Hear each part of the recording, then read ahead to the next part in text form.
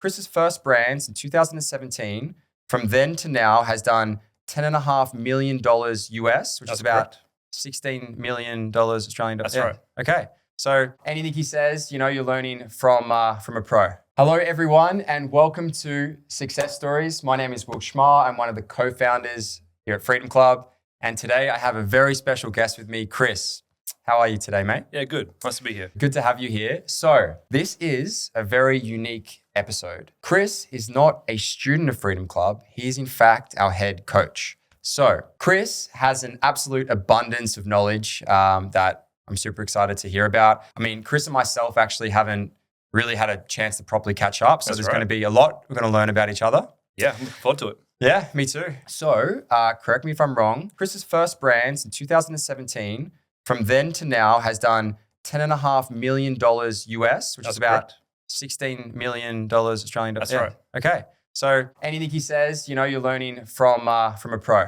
All right. So mate. Not everything. Let's hear about his ups and downs. I'm sure he's going to fill us in. So mate, let's start with learning a bit more about yourself. Where are you from? Where was I born? Sydney. Born in Sydney. Grew up in Canberra though. I didn't know you were born in Sydney. And you're Canberra? Yeah, I'm a Canberra boy. Does a lot happen in Canberra? No, not much at all. Okay, so the rumours are true. We did a lot of hiking. Okay. And a lot of outdoors stuff in Canberra. Okay. I did university in Canberra. I worked for the Australian Tax Office as a software developer for a few years. Okay. And then I traveled the world pretty much on my software development. Okay, just quickly, I know we said this off camera. We were talking about tax before. So you had an issue with tax and you worked for the tax department. That's correct. Right? Okay. I was only a software developer. I was, I didn't know much about tax law. Okay. We'll go back there. Although I do have a Cert 3 in tax. Okay. Interesting. I should know better. So you traveled the world. How long were you traveling for? About 2 or 3 years. 2-3 years. I specialize in a piece of software that we were able to roll out across the world. So I traveled through Europe and America and Canada, rolling this software out at best time of my life. It was fantastic. Oh, you were actually traveling for business. So you were meeting potential customers and closing deals. Yeah, exactly. Yeah. Right. It's living the dream. Yeah, it was. And then I met my wife and then things escalated very quickly. Okay. So how did you meet your wife, mate? I met her online, but not through any dating apps or anywhere. She just messaged me it was an app like Facebook or something. And I thought, well, here's a hottie. Okay, and nice. It quickly took off. Our love of music and making music. Back then, I was a DJ as well, so I travel the world with my vinyls. Okay. In one hand and my portable deck in the other hand. You're a cool guy, man. Oh, thanks. Very cool. I was.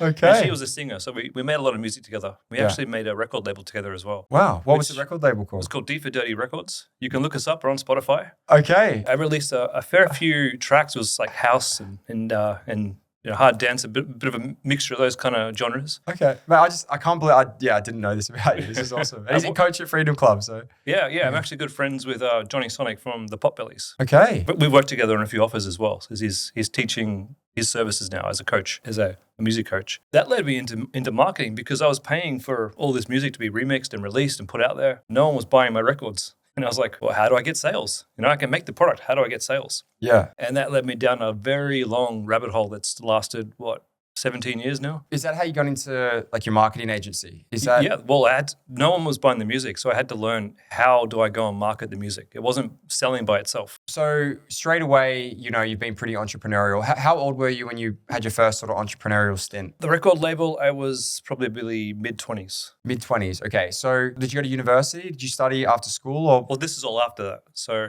that's what I mean. So like, what were you doing beforehand? So like, because were you naturally an entrepreneur or did you get inspired during school or university? It's just in my blood. Okay. My parents were business owners all the time, making new businesses and same for my uncle and auntie. Yeah. So it was in my blood to sell. I just didn't know it. Okay. Didn't know what to sell or how to sell. How did you go selling your records? Like was that mission success? What were the? No, it was pretty dismal. I think I spent more money making music than I actually sold. So that led me down to other paths. So once I started learning how to sell, I got into the affiliate marketing world. And I sold a lot of products to a lot of people through advertising, to paid advertising. Okay. It just... What did you think of affiliate marketing? Great in the sense that you could sell any product, but not great in the sense that you might not research the product that you're selling. Okay. And the product that I was selling was, I was very well known for being the best payday loan seller in Australia at one point. Right. So I had all these affiliate companies coming after me and saying, sell for me, sell for me, sell for me. And I was like, yeah, Wow. sure, yeah, sure. I didn't stop to think, what am I actually selling? And what I was actually selling was pretty immoral. It wasn't a great product to sell. It was a sort of product that some people might help them, but other people, it probably doesn't help them at all. Wow. That's, that actually just says a lot about your character, man. Even just that comment is a very quick way to get to know you. And it's interesting that you didn't know what you were selling and then you realized. And I think a lot of people get caught up in just making money. I mean, you were making money. Everyone wanted to come to you. You realized what you were doing. And then what? You just thought, I'm out? If I can't control the product that I'm selling, I'm not interested in selling it. Okay. So I made a decision, no more affiliate marketing. From that moment, you decided that if you can't control the product, then you're not selling it from this moment. From that moment. Because of this experience. Yeah, okay. Absolutely. And what happened from there, man? I started learning how to sell other products and I moved into t-shirts. Okay. And I made my first brand. It was called Addicted to Pump. Addicted to Pump. My favorite hobby at the time was body pump. Okay. Les Mill's body pump. Okay. So I made this little business. I couldn't use Les Mill anywhere because that's obviously trademarked. I couldn't use body pump because that's trademarked. So I had this little brand called Addicted to Pump. Okay. And I'd sell these funny t-shirts of working out logos for mostly women, to be honest. Yeah. I was probably the only man in the class. Okay. It was just my wife and I were in this fitness journey, and that was our thing. There was music, there was weights, it was fantastic. So they sold like hotcakes for a while, but the market's really small for people who like body pump. Okay. So I think that's pretty niche, man. Yeah, that's pretty niche. I kept going to classes and I kept seeing photos of other classes around Australia and the US, and I'd start seeing my t-shirts pop up and people wearing my eat, sleep, pump, repeat t-shirts. Yeah, right. But again, the cost per purchases just started going up. Yeah. And I realized I had to find a better niche, a wider niche. How many years have you been in business now? I'm just trying to get the timeline intact. All right. So Home Craftology, that was my big success. And I launched that 7 years ago. To get to that point, I tried I had the t-shirts and then 2 other drop shipping stores, like general drop shipping stores. Okay. So Homecraft was about 2 years into the journey. Okay. So question for you. What was your initial, opinion or interpretation of drop shipping? Well, back then it was a Wild West. I was there when Facebook launched Facebook pages, like business pages. They never had that before. All of a sudden you can make a business page. And I remember I made a fan page. They were called fan pages back then. And we quickly amassed like 2 million followers on that page. It was a Wild West. The fan page you made collected 2 million followers. That's right. Yeah, wow. But I think 2.5 by the end of its life. That was just the start of things. I was like, wow, we can reach all these people. Yeah. So Facebook, back then, you could just throw any crappy ad up and you would get sales. Yeah. It was easy. And you just needed a product to sell. So did you find success, like financially, from those stores before you properly got into ecom? Because I know you said 2 drop shipping stores and then ecom. So yeah. So I experimented a lot and I had no idea what I was doing. But I quickly realized generalized drop shipping stores are not the way to go. Because you find a product, it does well, you make a little bit of money, and then the product's dead. Because you're not building customers, you're building sales. Okay, mate. Well, look, I think it's a pretty good opportunity to talk about Freedom Club and just your methods in general. So before Chris came to Freedom Club, he already had success in e-commerce. So he already had strategies that he was using. Now, there's a reason that you actually decided to coach at Freedom Club, right? So to run us through that, because I feel like it's going to also explain, the methods and, why. Yeah. Look, it's down to what works. Yeah. So I tried drop shipping in the past and had limited success. We'd have some months of making money, some months of being behind. And I realized that was not the way to make money. So what I learned was the most important thing is to build a brand and have customers coming back and be a customer-centric brand. Yeah. And when I learned those skills and built my business, we had massive success. I'd always decided I wanted to be a coach, always. From day one, I wanted to coach. Yeah. But it wasn't until I met the Freedom Club that I realized that you guys have the same values that I have. Yeah. These are the same methods that I've used time and time again to make sales and grow my business. And we were aligned. Now, I could have taught anywhere, but I chose to come and teach with you guys. Oh, man. Honestly, it has been a privilege and an honor. I don't say that lightly. I know that we don't know each other too well personally, but you can imagine the feedback I get about you from our students, man. There's so many students that attribute their success and, we've spoken about our students' success and they attribute that directly to you. So thanks, guys. Yeah. So not only are you completely changed your life through ecom, but you're now helping other people, change their lives as well. If you follow the process, if you commit to the process and you keep going when you don't succeed the first time, you will find success. It's interesting. I speak about this a lot. We speak about it in our marketing. We speak about it to students. I speak about it to friends and family. You know, if you have the right strategies, okay, and the right values of getting into business as far as like the customer first brand model, you actually want the customer to have a good experience. After that fact, you just don't give up. You will find success. Think about it. Every student that we have in the platform, I mean, have any of them had like a super smooth ride? They've all had failed products, failed brands most of the time. 2 out of 10 nail it the first time. Okay. No idea why they nailed it, but they nail it. That's and they're like, hey, Chris, I'm making 10, 15 grand a month in profit. And I'm like, great. And then they try and do it again. And the next time isn't as successful because they didn't understand what it was that made them successful the first time. Other students, they come in, maybe it takes them 1 or 2 failed attempts, and then they learn what they did wrong. Yeah. And then they can make success after success after success. So interesting. So that means that 80% of people are going to fail on their first try. And you know what? You shouldn't take that as something that's demotivating. Think about it, okay? If 100 of people succeeded straight away, we would all be trillionaires. If you could just do e-commerce and just become a millionaire, every single human on earth would do it. The reason it doesn't work for everyone is because people give up as soon as it doesn't work. Mm-hmm. That's why we say, if you don't give up, it will work. And whether it's your first product, your fourth product, or maybe you have to completely build a new website, a new brand, it will eventually work. Mm. And the people who it works for are the people who stick at it, and then they deserve it. So Chris, I'm curious, right? We know about your e-commerce success, and I want to talk more about your specific results soon. Mm-hmm. But you mentioned your wife a few times, and I know you're a family man. Do you have kids as well? Yeah, we got 3 kids. We've actually had 4 kids. We got 3. One passed away, unfortunately, at birth, which was kind of, it made me the family man that I am today. And they are all adults. Well, except for my youngest, he is 17. Bro, you look like you're like 30 years old. I don't understand. 44. Okay, and your this kids is what happens when you don't go in the sun too much. Okay, how old are all your kids? Sorry, so youngest is 17. Youngest is 17, eldest is 23. Yeah, man, I'm sorry to also hear about, I can't imagine what you and your wife went through with. That's why I got this tattoo.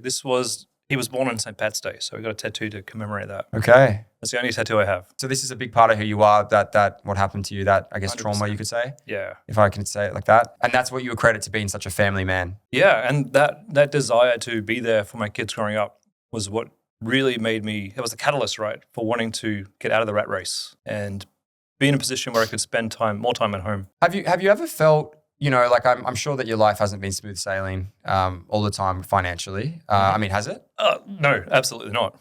Okay. Even after success, absolutely not. When has it been the hardest, I guess, financially? And did ecom have a play in sort of digging you out of that hole? Or yeah, so we were talking about my previous, I guess, half successes before I found success. Yeah, and it all happened all at the same time. So my wife got sick with breast cancer, and this was after store 2 or 3 was like fumbling around, not making much money, not getting anywhere. Yeah, wow. And I knew something had to change because we had to pay for treatment.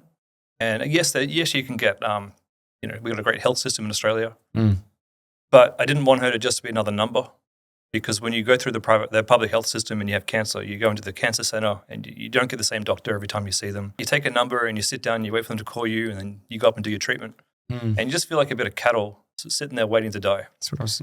So I didn't want that for her. So we had to go private. I should mention she's now cancer-free for the past 7 years. Well, 5 years now. So amen, mate. It's been amazing. But for me, that was the hardest time because I had to come up with the money for the private treatment.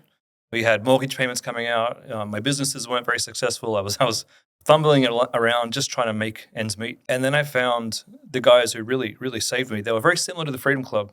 There were a group of people from the States who help business owners or like e-com owners learn how to do e-commerce properly. Yeah. And that was an expensive commitment. It was around the same price as the Freedom Club is. Yeah. And I remember the feeling. And that would have been hard for you at that time. I mean, you're already sort of struggling with money. You've got, I can't actually imagine what would feel like going through that. I can't. 100%. And then you also had the courage to spend a big amount of money on something that the last $5,000 I had, my wife was like, goosebumps, man. That's crazy. She's like, sweetie, I love you and I'll be okay. We'll get through this, but you need to do this for you. So I did.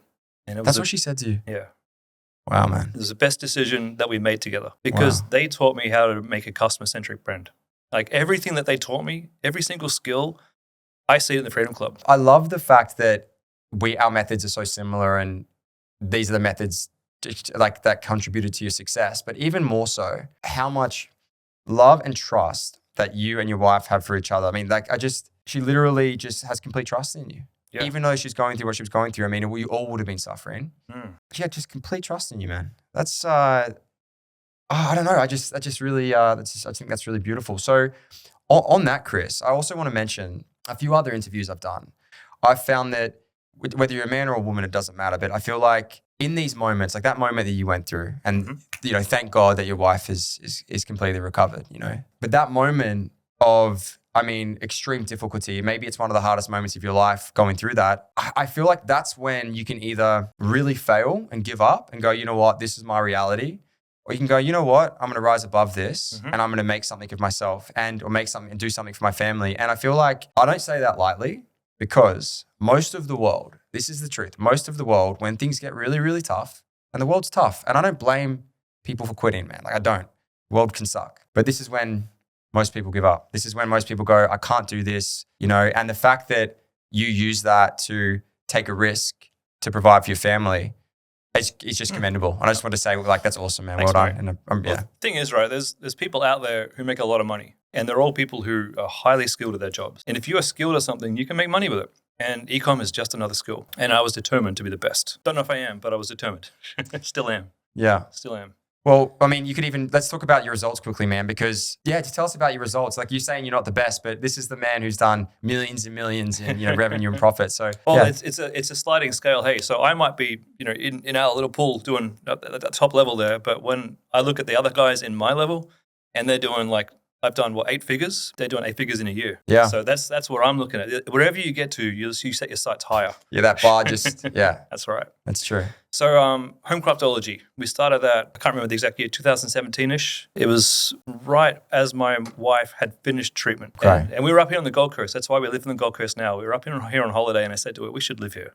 And she's like, we should. And I was like, I'll make that happen. So that was my goal, make that happen. Started off really, really humbly. I was selling a crappy product off AliExpress. Okay. And these are called diamond painting kits. These are what we were selling. Yeah. I chose that particular product because when I bought my wife one and she sat down and she rarely focuses on anything. But for that night, she spent hours doing this diamond painting kit and it just took all of her stress away. And I was like, wow, if this helps my wife, I wonder if it could help other people. Yeah. And when I told her this, I stewed on the idea for a few days. We came on the holiday and we were in the spa bath and I said, you know what? I think I finally understand what I have to do. I have to create a brand that helps people. And she said, go do it. Go do it. And we did. So I had my Shopify store up and running on the holiday the day after. And it was that quick. I bought the domain, bought the store up. I was already selling diamond paintings by the time we got home. They were shitty. I can't say shitty, can I? Oh, man. You can do whatever. I mean, I think so. I don't know. They were shitty diamond painting kits. They were the worst you could possibly get, but it was a start. And that's what I tell students all the time in the stream. You don't have to solve every problem straight away. You can start with the worst type of product and work your way up and improve your brand, improve your products, improve everything. Just start somewhere. That's all that's important is you start. And I remember the first few weeks, I'd come home from work and I'd tell her, hey, today we made $50. Today we lost $50. Today we made $100. Today we made $25. Every day was a different number. And then slowly it just kept going up. I just couldn't believe it. I couldn't believe how well we were doing. And this brand that we were building, her story was part of it. Is this the store that's done 10.5 million USD? Yeah. With the other brands, is there a collective number that you could give us? It's really hard to say. Okay. So at the time, I was really excited. I invited my 2 best friends over. Yeah. And they ended up getting married. But I invited them over to the house. And I said, guys, look what I did. I made $5,000 this week. And they're like, no way. I'm like, yeah, I made $5,000. Look at, here's the stats. And they're like, teach me. So they brought their computers over. I had all of their PCs on my dining room table while I was pacing the room, teaching them everything to do with e-commerce. And together we decided we weren't going to work individually. We decided to create a team, a company, a 3-way partnership. But I do prefer to work in teams. So I currently work in 2 or 3 different teams that I put together. Okay. I get lonely. Okay. And I need people to bounce ideas off. And look, if I don't, I'm just going to be wasting my days, Yeah. So I prefer to have teams where I'm accountable and I can turn up and show up and guide the ship. Together, we built, off the back of Home Craftology, we built a company called Thread Craftology, a company called Paint Craftology, a company called Puzzle Craftology. Okay, so you like the Craftology? They weren't called that originally, but They were called other things. Like I think it was like Painter's Loft was the Painter's one. We rebranded later on when we realized, why do we have all these separate brands when we could cross-pollinate the businesses? Yeah. So we ended up having a store in every niche that we could think of in the crafting niche. Yeah, smart. And things were going really well. Up until COVID hit. I remember the day my wife and I were planning a big trip to the US, and I said to her, our supplier's gone offline. And she's like, oh, that's weird. And I'm like, weird? It's not just weird. He's never gone offline. And something's going on in China. And we started seeing the news reports, coronavirus here and there. And I said to her, I don't think we're traveling. And she's like, are you sure? And I said, yeah, my supplier is unavailable. Like he's never unavailable. That's never. Yeah, they worked. He was probably working. So yeah. I can contact him on Christmas Day. Yeah. And he's available. When we finally heard from him, he said they've been quarantined. They weren't allowed to go into work. And I said to my wife, we got to cancel our tickets. We're not flying anywhere. But something magical happened. We all got locked down. And every single person on the planet decided they wanted to do crafts. Yeah. So I went from being, comfortably making, $1,000 or $2,000 a day in revenue. Yeah. To all of a sudden, for one store, making $20,000 a day in revenue. Yeah. Wow. And then because we had other crafting stores, man, it just took off. Wow, man. It was crazy. My biggest problem was supplies. Yeah. And if I knew now what I knew back then, I wouldn't have worried because it was always just, we think we might run out of supplies, but we never did. So what would be your advice then to students who might face the same problem? Scaling's always challenging. Have multiple suppliers. Have multiple suppliers. Good one. Just in case they run out. Have a good relationship with your supplier so that, go over to them. Fly over if you need to. If things are really working well, fly over to China and have a good working relationship so that they will tell you the truth. Yeah. And they're not going to pull wool over your eyes. Not that our supplier did, but I've heard bad stories from other businesses. That's good advice, mate. It's good advice. With coaching, I know you said you always wanted to be a coach. You also said that you love working in teams. So obviously being around people and community means a lot to you. 100%. And I can tell you've got a heart for helping people. Tell me just a bit more about coaching. Like why get into it? Why, especially when you're making all this money? I was the happiest back when I was a DJ coach. So before... You were the happiest, so it's attributed to being happy. Absolutely. Okay. Before everything took off for me, I used to work at a music school in Melbourne. Yeah. And I would coach kids from, say, 7 to even adults how to DJ and produce music. And I didn't get paid much, but it was the most fulfilling time of my life is teaching people. Yeah. Why was it so satisfying for you? I mean, I've got my guesses, but... Just watching people learn a skill and when they finally get it and the light bulbs go on and you go, aha. And then watching them take that to the next level. Okay. I don't know what it is about it. I just love it. Okay. That's unique. That's special, man. That's special. Yeah, I've always loved teaching. If I didn't do what I did in IT, I probably would have been a teacher, I reckon. Always from day one. I did this knowing I wanted to make money. I love money. Yeah. But we all need it. Yeah, but I also love teaching. So if I can combine the two, even better. So Chris, speaking of teaching, what are some of the most common mistakes you find from beginners in ecom? Oh, there's so many. You could have a good product with a bad ad and maybe get some sales. But if you have a bad product with even a good ad, you won't get sales.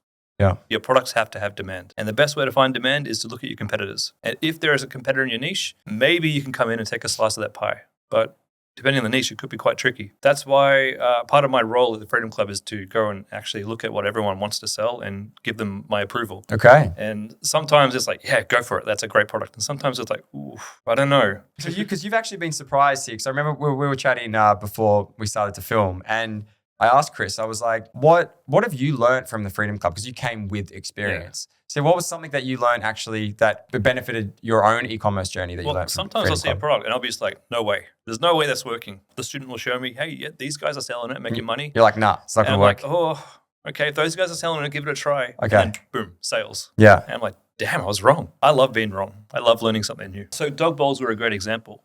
We had students try and sell these stainless steel dog bowls. Okay. No one, maybe 1 or 2 sold, but no one made profit. Yeah. And I knew that those dog bowls didn't work. So just recently a student came in and said, I want to sell these. And I'm like, oh, I don't know, but these ones are a bit different. Okay. A little bit different. Why were they different? Well, the competitor had made tons of sales from it when we went through the ads, and they got a really good ad account that you can see. And I said, give it a try. And the student last week had already made 3 or 4 sales. But when you look at why, it's because these dog bowls were battery operated. Okay. There's no cables.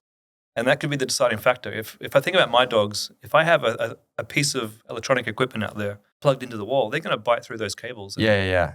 I never thought that. Or unplug it. I never thought that maybe it should be battery operated and that might solve that problem for consumers. Yeah. But it did. So it's changed my perspective of what works and doesn't work. Now my motto is, if you think it's going to work and there's a competitor in the field, give it a test. Okay, I like it, mate. Thank you. So I've got a question for you. This is to any student in Freedom Club, any student in general that is feeling maybe a bit overwhelmed or a bit stuck right now. Is there any advice you would give them? Maybe you can kind of channel a moment that you felt like giving up. Is there any golden nugget you have for them? I would never give up. Have I given up on a store in the past? Absolutely. When it stops being fun and when I don't enjoy the products, that's when I usually shut the store down. To people who are struggling right now and feeling overwhelmed, take one bite at a time and do one thing in the day. Just one thing, just one small task that you can close off. And then tomorrow do another one. And the next day do another one and another one. Before you know it, you've got a store launched. Okay. Break it down into tiny little pieces of work. Even if it's just watching one of Austin's videos per day, that will get you there. All right, mate. And you know what? That's it's a good piece of advice. And you can actually use that in any area of life. Anything that seems overwhelming, just like compartmentalize it, just break it to 20 things and just do one thing at a time. Like my mum says, how do you eat an elephant, Christopher? How do you eat an elephant, Mum? And she go, one bite at a time. That's a really good one. I might use that. I saw a reel on Instagram. A son was asking his father how he stayed sober for so long. And it'd been X amount of time. I think he's basically said, look, I don't know how long I'm going to be sober for. All I know is I'm not going to drink today. That's all he'd say. Like, it's like just one more day. I think about that with lots of stuff. That's me with chocolate right now. Not going to eat chocolate one more day. Or I'm going to eat chocolate one more day. One more hour for me. Chocolate's good. Comfort. So, man, I'm just thinking of students and, the impact you've, made towards them in the Freedom Club. Are there any that stood out to you? Maybe they had like a journey that was full of challenges and they found success. Does any names come to mind? Or there's two that spring to mind. First one is, they're both coaches now. Because that's natural progression. When you do really well, we might tap you on the shoulder and say, hey, you want to have a little hand in coaching? Okay. One was Jimmy. Yeah. Jimmy is an incredible asset to our team. And he has an eye for design that I absolutely admire. So he's made some incredible websites. And the students who have used his websites, they've all made money. It's fantastic. Right. Okay. And the other student who is now also a coach is Diane. I spoke to Diane the other day. You know, why I really admire Diane is because she reminds me of my own story. Try again, and eventually you get it and you understand it, and then your next store is a complete and utter success. So well done to Diane and well done to Jimmy. There we go. Yeah, Jimmy's an absolute legend. We was it a few weeks ago? We had the Sydney meetup. Freedom Club occasionally do meetups.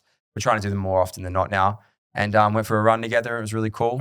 Yeah, first time I got to meet him and then had like the drinks and the food and stuff. But yeah, also with Diane, she's doing about $10,000 a month profit at the moment, which so she's now tier gold. And yeah, she just had no e-commerce experience, None at all. Just none. She's a mum with 3 kids. And yeah, just her story is just incredible. I mean, everyone's story is really, really fascinating. You know what? She didn't give up. So mate, before we wrap this up, I've got a couple more questions for you. What's next for you personally, and what's your plan with Freedom Club? What's your future look like? What I've learned at the Freedom Club is that there's way more products out there that work that I probably didn't realize before I joined. So what I'm doing in the background is building a team who is helping me build more brands and more stores and more niches. Yeah. Smart. If you've watched my stream, you'll see this is for the product research stream. I have a spreadsheet that I have. Yeah. And I color code everything. So if it's an easy product for beginners, it's green. If it's a normal product, it's white. If it's bad, it's red. But if it's something that I'm interested in or have launched in the past or will launch in the future, it's gold. And there's like 50 gold products there.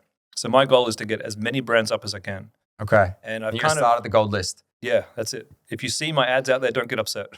Okay. That's what I tell everybody. Everybody is able to jump into any niche they want and do their best and hopefully get success.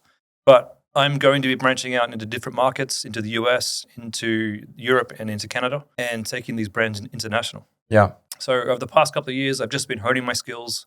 I think I've tested maybe 15 different niches, and now it's time to actually cut decent brands into those niches and get this rolling. That's exciting, mate. Makes sense. How, obviously Freedom Club, we never want you to leave. What's your plan with Freedom Club? Do you feel like you're going to be around for the next little bit, or? You'd have to pry it out of my cold dead hands. Okay. As long as you guys keep bringing me students, I'll be happy to keep teaching. Oh, man.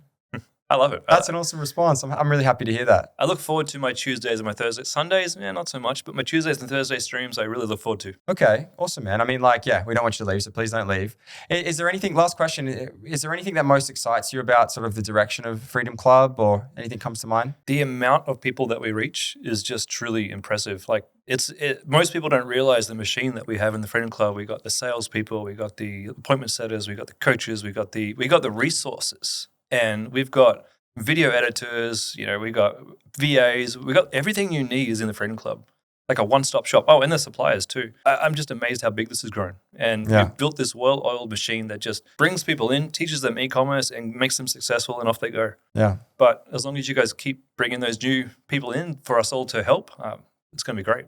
Okay. Yeah, mate. Our plan is to just keep growing it, and just keep doing what we can. I mean, honestly, it's like, myself, Josh, and Austin, and yourself all started from our own ecom journeys, and now it's just grown into something where ecom could be isolating, and now we're actually part of community and we're helping people. And yeah, I don't see why I would stop either. It is so satisfying, and being able to have these interviews and actually meet people in person rather than just talk to people online. You see the people when they started, they're desperate for a solution for something. They want something to change in their life. They want freedom. Yeah. And then just watch them go through the steps and find that freedom. It's exhilarating. It is. It is satisfying. It is, mate. It really is. All right. Well, that's all I've got for you. It's been nice to get to know you further, Chris. It's been great. Thank you for having me. No, that's all right, man. All right. Thanks for coming, Chris. I know that, you've taken time out of your day to come do this. And again, the thing you're getting out of it is literally just to help students. And I say the same thing to everyone, but I really do appreciate it. Josh and Austin appreciate it. Everyone listening, I'm sure, appreciates it. More than welcome. Thanks, mate. And also, thank you all for watching. I hope that even if one of you has gotten something that can, help you along your journey, maybe you're stuck, or maybe even just get the journey started and we can make a difference in your life too, that would be amazing. I know you'd be happy with that result as well. So yeah, for anyone else who is stuck, just reach out on my live stream and I'm there to help. There we go. Always there to help. All right, guys. Well, thank you so much. And I'll see you in the next Success Stories episode.